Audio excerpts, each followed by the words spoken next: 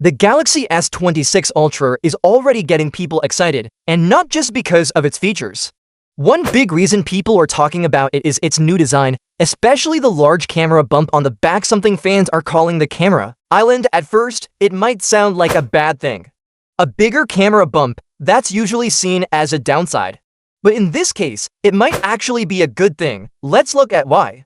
The Galaxy S26 Ultra is expected to be thinner than the S25 Ultra. The body could be just around 7mm thick, which is very slim for a phone. But when a phone is that thin, it doesn't have much room inside for large camera parts. So to fit in powerful camera sensors and lenses, the camera section sticks out more, and that's the camera island. Sure, it means the phone might wobble a bit when placed on a table, but the trade-off is worth it. A larger camera bump often means better camera performance. Bigger sensors can take in more light, which helps in low light conditions. You also get faster focus and better zoom, which is great for photography lovers. Some people have compared this design to having a small professional camera in your pocket.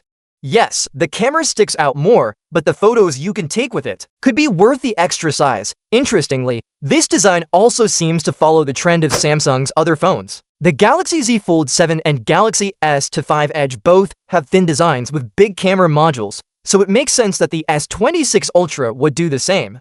Many fans are wondering if Samsung will bring back the 10x zoom lens. The S24 Ultra replaced it with a 5x zoom, and right now, there's no sign that the 10x zoom is coming back. The thing is, most people don't really need 10x zoom.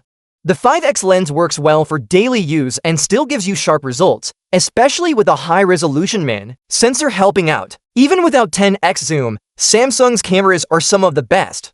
The S24 Ultra was praised for its camera quality, and the S26 Ultra is expected to improve even more. We don't have all the details yet, but the early leaks are pointing to some impressive changes. That said, Samsung has to be careful not to go too far. Some phones, like the Vivo X200 Ultra, had such a big camera bump that the phone felt unbalanced and hard to hold. It wasn't heavier than other phones, but it felt top-heavy because of that massive camera. Samsung needs to make sure the camera bump on the S26 Ultra doesn't make the phone uncomfortable. And here's something important to remember. Even if a phone has the best camera hardware in the world, it doesn't mean your photos will be amazing. Photography depends a lot on the person taking the picture. You need to understand lighting, timing, angles, and creativity. Even older phones like the iPhone 7 have taken award-winning photos because the person behind the camera knew what they were doing. I read about a guy who bought the latest phone with all the best camera features, but his photos still looked boring. Why? Because he didn't know how to take a good photo. It's not about the phone, it's about the person using it. So if you already have a decent phone, don't worry too much. Learn how to use it well, and your photos will improve more than just upgrading your device.